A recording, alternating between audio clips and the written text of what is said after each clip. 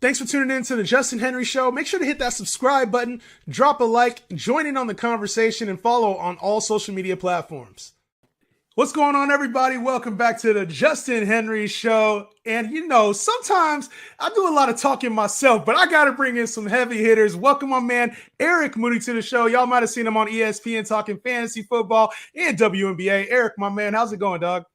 No, things are going well. We got training camp that's underway, and so we're just a few short days. This is what it feels like away from preseason games, and then what we're all waiting for, the NFL and fantasy football season. So it is nearly upon us. So I'm excited, man. What about you? Yes, sir. I'm right there with you, Doug. So for me, I'm truly excited. This is the time when rumors start. We also get to throw our somewhat hot takes out, right? It's not 100% accurate. Nothing is in the NFL, but we got some strong leans, So today we're going to talk sleepers and we're going to talk busts, people that may outplay their draft position, and then also others who might fall a little bit in their draft position. So let's come up with a few of them, right? Obviously, let's start with the sleepers. And Eric, before we get into your sleepers, what's something that you typically look at when you're looking for sleepers, right? Some people might look for, is there a weaker spot ahead of them? Is there some value that we could find? What's the most important thing you're looking at when you're looking for sleepers in your rankings and early in the process? Yeah, no, that's a great question. For me personally, it really comes down to if a player has a clear path to touches or target. So it's really all about opportunity. And also, too, I kind of look at injuries. If you look at the injury history of certain players that are ahead of the sleeper on the depth chart, like just off the top of my head, I think about the situation in Los Angeles with the Chargers. You've got Keenan Allen, you got Mike Williams, two players that have a very robust, we'll say, injury history. Then you've got Quentin Johnston behind them. And Johnson is someone I still have projected to get a ton of targets, but just think about the potential that he has as a sleeper, like if Keenan Allen goes down or if Mike Williams goes down. So in a nutshell, those are some things that I look for, but at the end of the day, opportunity trumps all. 100%, man. And I always, one of the things I look for in sleepers is also fall in value, right? Yeah. A lot of times we give up on players after one bad season because they hurt us in week 17 when we need them the most, or they were out for 8 weeks and you missed the fantasy playoffs. And for me, I try to look for fallen values on players where you might be more in touch with your feelings and their actual value to their team. So I try to look for historical value, players who have signed big contracts, who are very important pieces to teams. And that's where I try to find a lot of value for proven players outside of some of the younger players, if you know what I mean. So absolutely. Let's get started with it, Eric. Let me hear your first sleeper. Go ahead and drop it. You know what? Let's start off at the quarterback position. So I really like Kenny Pickett, especially if you're in a super flex format. Great quarterback 2 or possibly your quarterback 3, significant upside. So you look at Pickett. You look at Pickett, Justin. He's well positioned for a year 2 jump, in my opinion. Now, last season, I know he finished with 5 touchdowns and 1 interception over the Steelers' last 7 games to end the season, which was a positive. He's surrounded by a great supporting cast. He's got Deontay Johnson. He's got George Pickens. He's got Pat Freiermuth. But he also has an offensive coordinator, Matt Canada, who enters the final year of his contract, which is really like a make or break season for him. And obviously he's got Mike Tomlin that's there, very consistent head coach, hasn't had a season below 500 as a head coach when you look at winning percentage. But year 2 has historically been the breakout age for quarterbacks who were selected in the first round. Let's talk about some recent examples. You've got Carson Wentz, Patrick Mahomes, Lamar Jackson, Kyler Murray was one, Joe Burrow, and more recently, Trevor Lawrence. We all watched the season that he had last year. But to close the loop on this, you look at Pickett. He was the only first-round quarterback selected in the 2022 NFL Draft. And again, I like him as a great QB2 option, especially for fantasy managers playing in superflex formats. Ooh, dropping bombs. I love it, man. And Kenny Pickett, we've heard nothing but good things. It sounds like his arm has gotten a little bit stronger here over the offseason. The weapons, obviously, they're another year older when you talk about guys like Pickens, Pat Freiermuth, even guys like Najee Harris, who are still relatively young in NFL years. These are guys now who have made advancements over this offseason. We can expect this offense to look much more polished. So I'm right there with you when it comes to Kenny Pickett. For me, one of the players, that I'm looking at as a potential sleeper, Matt Stafford. One of the things I talked about was fallen value, and this is a guy that we've seen have top 12 finishes, especially when Cooper Kupp is playing at his elite level. Currently going outside of the top 20 quarterbacks in the league, in your fantasy leagues, I should say, this is a guy that has tremendous value, especially if we're all expecting Cooper Kupp to be the top 3 receiver, top 2 receiver. Some even have him as top 1 receiver. Yeah. And if we're expecting that, that means we should be expecting a very similar result to what Stafford was doing in years past. This Rams team isn't the same Rams team. They're going to be down in football games. So now we're going to be seeing them potentially throwing, especially in the NFC West, where there's a couple high-powered offenses with the Niners and the Seahawks. This could be a Rams team that does throw the football a little bit more than we've seen them in years past. So I'm in on Matthew Stafford at his ADP right now. I think he's a tremendous value. Yeah, no, I like Stafford because one thing about fantasy, when you look at fantasy football managers, constantly look in the rearview mirror and they're just thinking about, hey, Matt Stafford, from last year. But you brought up some really good points, especially at Stafford's ADP. I'm like, he's someone that I think is firmly on the QB2, radar. So I kind of have him as more of like, I would say kind of like a mid to low end QB2. But we know in that offense, and especially with Cooper Kupp, and some of the playmakers that they have, I'm like, he will have, some low end QB1 weeks, I'm sure. So, hey, I can dig it. Yes, right off the elbow. A lot of people are concerned about the elbow, rightfully so, but I think that's been a little too baked into his ADP. All right, who else you got for me? All right, let's see. Where can we go next, Justin? All right, so I want to fly out to Denver. I cannot talk about sleepers without talking about Samaje Perine. And so you look at Perine. I'm like, he's in a great spot with the Broncos heading into 2023. So you got Javonte Williams. He did avoid the PUP list, but he could get off to a slow start this season. I will give you Exhibit A. We all remember J.K. Dobbins from early last season, but you look at Perine. I'm like, he's superb as a receiver out of the backfield. I'm like, this is a running back who ranked 14th in yards per reception last season. Also, he ranked 11th in fantasy points per opportunity.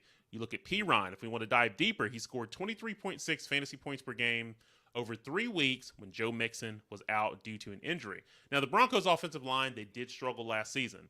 Now, get this, Justin. It was the first time that no Denver offensive lineman started every game since 1987.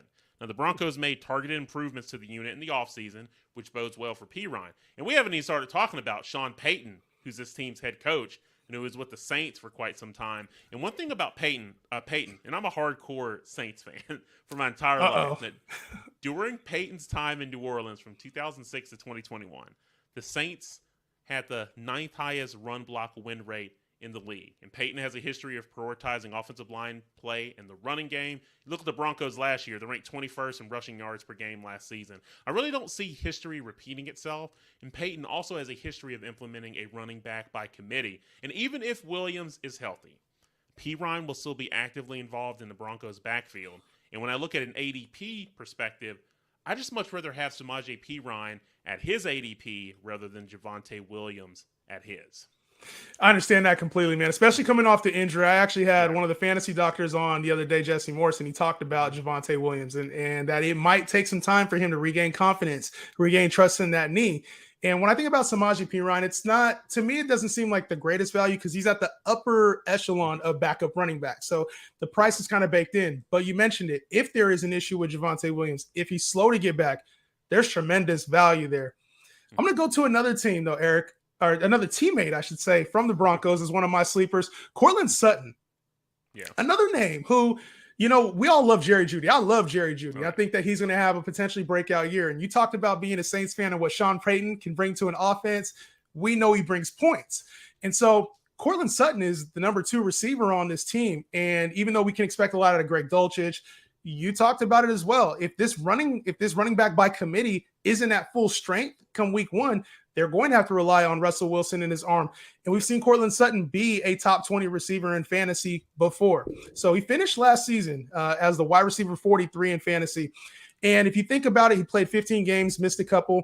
That's about his ADP right now, is wide receiver 43. Yeah. I think there's value there, especially if he's able to take on a little bit of that Michael Thomas role that we saw so much success for in the late 2010s there. I think that there's a lot of value when it comes to Courtland Sutton and potential for him to be a consistent wide receiver 4 flex on your fantasy team.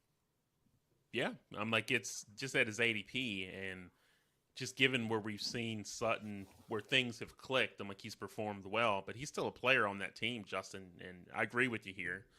We may disagree on something. We'll see how the rest of the show goes. But I'm like, he's a guy who's dirt cheap, who could see around like 100 targets from what we expect to see in a much improved Russell Wilson. So that's a good. He had 100 targets last year, and it's like it went unnoticed. And as much as a bad season that Courtland Sutton had last year, he was only 170 yards away from 1,000 yards last season. So I think there's some positive TD regression coming his way, and I think we're fading him a little bit too hard based on what our expectations were from last year. Oh yeah. All right, I know you got a third one for me. Who's up next on your sleeper list? I do. All right, so we're gonna hop on the plane, my man. We're gonna go out to Philadelphia. So we're gonna talk about Rashad Penny. Ooh. We're gonna talk about him. So you look at Penny's time in Seattle.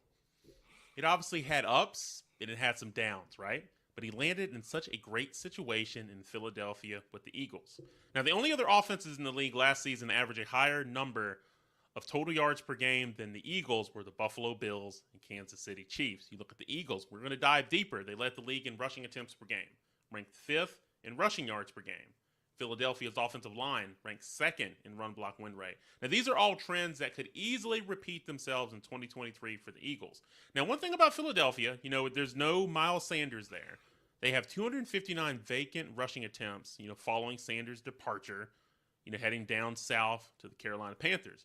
Now, Penny is someone who'll benefit from those rushing attempts. Now, I know what some people are out there thinking. You may even be thinking this, Justin. You're like, well, what about DeAndre Swift? Now, he's been effective as a receiver so far in his career, but Penny is such a great value in fantasy football drafts right now, and he's a much better rusher, in my opinion, than DeAndre Swift.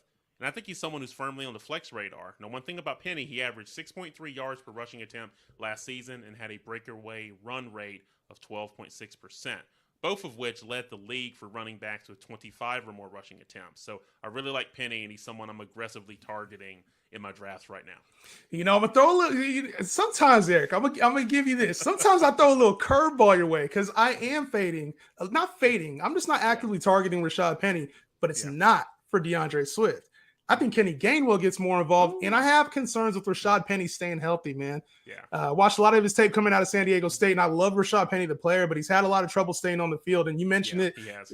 The line is great in Philly. There's opportunity. It's about availability. Your best ability is your availability. And so when I think of guys like Kenny Gainwell down a little bit lower, that's typically who I'm looking at, but I ain't going to roast too hard into Rashad Penny, man. He'll be all right. I just hope he stays healthy. Yes, that is key. All right, same division. I'm going to go different position, though. I'm going to go to the Washington Commanders. All right. Logan Thomas. This is deep in my bag. Really? Deep in my bag, right? Logan Thomas is, to me, there's a lot of value when it comes to Logan Thomas and his potential in this offense. He hasn't been able to stay healthy as well, but his draft cost right now is outside of the top 30 tight ends. And when you can get a guy that we've seen finish top 3 at the position over the last 5 years, at least once, we're already drafting Hawkinson, who's done the same thing. Mark Andrews has done the same thing. Logan Thomas was that guy 3 years ago. He was top 3 at the tight end position. And now you bring in a guy like Eric Bieniemy, who we know loves to use the tight end. So if we can get a clean bill of health from Logan Thomas, I'm not saying he's going to be a top 3 tight end again this season. But what I do think is there's opportunity with a young quarterback in Sam Howell, who's probably going to be feeling a lot of pressure from that NFC East. There's a lot of great defenses in the NFC East. So those intermediate targets are going to be open. When you talk about a guy like Logan Thomas, who's going to be heavily involved, I think there's a world of opportunity where he finishes as a high-end tight end too on a weekly basis when he is healthy. So give me Logan Thomas. Maybe it's a little bit of a stretch. Maybe it's a little bit of a Hail Mary, but I see a lot of potential value there. Yeah, especially if you're in a tight end premium format or format where you have to start 2 tight ends, because I could see a scenario where you brought up Thomas for where he could have the 3rd most targets on that team, behind Terry McLaurin and Jahan Dotson. So yeah. Give me 80 target Logan Thomas. Like, I'd love to see that. All right, next up on your list, who you got? All right, so we're going to hop back on the plane again, my man, and we're going to head down to Houston. So we're going to talk about Nico Collins, Houston Texans. So one thing about the Texans, they have 210 available wide receiver targets, the most in the league.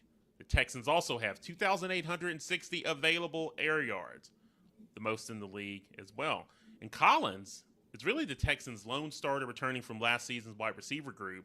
Now, he's going to have a new quarterback in C.J. Stroud, kind of looking his way in 2023. They also have a new offensive coordinator who takes over, after spending the previous 6 seasons with the San Francisco 49ers, most recently as their passing game coordinator. See if his name escapes me. Bobby Slovic. I was Yeah, you picturing knew the it. face, but had to get the name. So I would say there's a reason for optimism for Collins. He's a wide receiver who averaged 9 targets, 12.1 fantasy points per game, from weeks 10 to 13 last season, and really what was a putrid Texans offense. So one thing about Collins, there have been some positive reports. He's been Stroud's favorite target in off-season practices.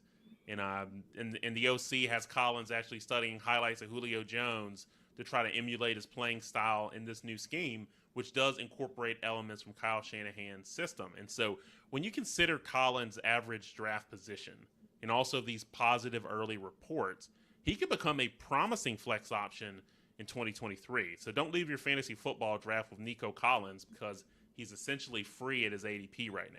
Dude, I think that's the big thing is that he's free. It's really no investment. And if you're going to take any Texans receiver, it feels like they're free. And you want to go with the guy who right now has the most rapport with the quarterback. I think there's a lot of question marks when it comes to that. Obviously, you're like, okay, who's going to be the receiver? John Mechie, Tank Dell. They signed Robert Woods. There's a bunch of available targets like you mentioned. So a lot of uncertainty. The player who hits, though, especially if it's Nico Collins, a guy who's been around the team for a while, if he hits, you got yourself a wide receiver 3, wide receiver 4 on any given week. So I love it. A guy who we've had a lot higher than that recently in the wide receiver 2, wide receiver 1 range is now a sleeper to me. Chris Godwin out of Tampa Bay. This is a guy that we're taking at the back end of the wide receiver 3 value. And yes, it all has to do with one person, and that's Baker Mayfield. The only reason that we're tearing down Chris Godwin this low is because of the uncertainty at the quarterback position. But if you factor in the fact that if Baker Mayfield does start, he's going to be a 3,500 to 4,000 yard passer. That's enough to hold the value of Mike Evans and Chris Godwin. Is it top 15, top 10 Chris Godwin? Maybe not, but that talent is still there. And yet another year removed from the ACL, which we saw Chris Godwin, he started to catch on a little bit after he got banged up early in the season last year. He came back in the second half and solidified his value. So at one point, this was considered the wide receiver 1 on Tampa Bay, even with Mike Evans and all his success. Give me Chris Godwin here. And I think that there's a lot of value at the back end of the wide receiver 3 range. And you could do worse among your wide receiver 3s than having Chris Godwin there, right? Yeah, I love it. Because I love Godwin. I love Mike Evans. They're both great values. And so I'm smiling because this is something that I do have in my queue to tweet out on Twitter. So I did have a tweet about Baker Mayfield, just if people are overlooking him. And so I love that. I do believe that Baker Mayfield, this kind of ties into your Godwin, kind of breakdown for where I think Baker Mayfield, if you're in a super flex format, getting him as a QB2 or QB3 should be a no-brainer. So I want to drop some knowledge here. So do it. I love it. Since 2017, where Chris Godwin made his debut, Godwin and Mike Evans have played in 84 of 98 possible games. Now, in those 84 games, you look at Tampa Bay. I put together the stats for all their quarterbacks, right? Yeah. All their quarterbacks in those games have averaged 20.3 fantasy points per game as a group. Now, that number is including all quarterback points in each game, whether it was the backup, garbage time. I just wanted to get a full picture. So that full list, it includes, of course, Tom Brady. You got Jameis Winston, Ryan Fitzpatrick, Blaine Gabbert, which was mostly as a sub, and Ryan Griffin, which was one game as a sub. Yep. And so when you look at that, and then you look at the offensive coordinator, right, for where the scheme is similar to what Baker Mayfield kind of experienced in the Rams last year where he had some success. I just think Baker Mayfield's being overlooked. Now, he's not a guy I'm saying that you're in a one quarterback league. Go get Baker Mayfield. He's your guy. But if you need a QB2 or a QB3 in a super flex format, don't overlook Mayfield. But I think with these stats, kind of provides a more rosier picture on Chris Godwin and Mike Evans. To your point, these are guys that are readily available in the middle rounds who have wide receiver 2 potential and upside for more certain weeks. So it's don't overlook these guys. I just wanted to add to that because I think this could help a lot of people who are hearing this right now. You speaking my language. Like it's where you can find value. I think that's how you, Yes. in my opinion, that's how you start off a really good foundation for your fantasy season is you find value in places where people overlook, right? It's easy to get excited about the new players. It's easy to down talk players who didn't play well last year. But you brought up a lot of excellent points. It's important to look at situation. It's important to look at the production level that could potentially happen and a supporting cast around players. When you talk about a guy like Baker Mayfield, he was in Cleveland. In Cleveland, it's notorious for having bad quarterback play. Like that's just what happens in Cleveland, Chicago, some of these areas. And now you go to Tampa, we saw what he was in LA. Like, I ain't mad at the Baker Mayfield take. All right. Last one. Who you got for me on the sleeper list? And then we'll get to bus. Let's see. Okay, so we're gonna hop back on the plane again. We're gonna head back out west. We're gonna go to Las Vegas. I want to talk about Jacoby Myers. Here's why. So you look at the Raiders. They have 2,201 available air yards heading into the season. That's the third most in the league. And Myers, he's readily available, we'll say, in drafts. So after spending the first 4 years of his career with the Patriots, so he signed that 3-year, $33 million deal. Money talks, so that implies that, hey, Myers will be actively involved, obviously along with Devontae Adams. So you look at Myers. He's already familiar with Coach Josh McDaniels' offensive scheme during their time in New England. And you got the offensive coordinator in Mick Lombardi, was the wide receivers coach with the Pats from 2020 to 2021. Like, he plays primarily from the slot. He averaged 6.8 targets per game last season. He caught an impressive 66.7% of those passes. And he's averaged a solid, nearly 12 fantasy points per game over the last 2 seasons. And you've got Devontae Adams. He's going to attract a ton of defensive attention.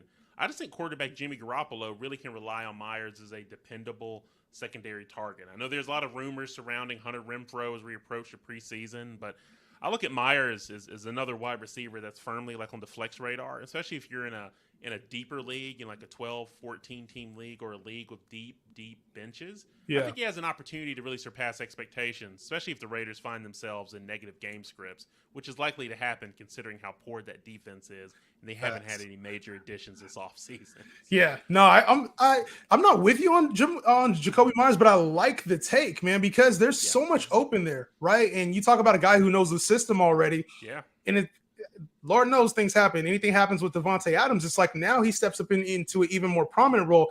Hunter Renfrow's had trouble staying on the field. So you look at a guy that maybe I'm not in love with his previous production with the Pats, right? Low ceiling. But in this offense, this could be something where he's a reliable player for you at wide receiver 6 prices, wide receiver 5 prices. Like, you're not having to spend the same capital that you did on Jacoby Myers when he was in New England. So I love the take there. But speaking of New England, now we're going to fly back to New England, right? Since we're on this plane, let's get over there to New England. Juju Smith, wide receiver 4 for a guy that's historically been a top 25 receiver in Pittsburgh and KC, even when he's been hurt. Juju Smith is a guy that now steps into a team as the number 1 receiver, locked and loaded. It's not Devontae Parker. It's not Tyquan Thornton. He will be the guy for Mac Jones. And, I think it's easy to fade Juju because of the dancing and because he wasn't who he was on KC. Yeah, the TikTok stuff, right? I cut that out, man. No, but he said he wasn't going to do it anymore. And now we go to New England under Bill Belichick, who's been known to get the most out of players who have been kind of faded, right? In more recent years. He's on a 3-year deal, so the team obviously values him. I think there's a path for Juju Smith to be a consistent wide receiver 3, and you're getting him in wide receiver 4, wide receiver 5 range. So as a guy that's probably going to be more of a receptions guy for this Patriots team under Bill O'Brien too, who knows how to get the most out of his receiving core, I think there's potential upside here for Juju Smith to be like a wide receiver 3 on your team in the system. Yeah, no, I agree with you on this one because having Bill O'Brien there will help out tremendously because he's obviously familiar with Josh McDaniels' system and the University of Alabama's playbook, which kind of bodes well for Mac Jones since that's the college he obviously attended. But one thing about Juju though too is that the Patriots didn't select a wide receiver until round 6 of the draft. Yep. And so he's got great hands. He's excellent at accumulating yards after the catch. And so he's going to get a ton of targets. So that's something I can buy into as well with Juju Smith-Schuster as a sleeper. So I bet. Well, I like it. I like, I like the positivity. We get a lot of positive energy talking sleepers and we're like, yeah,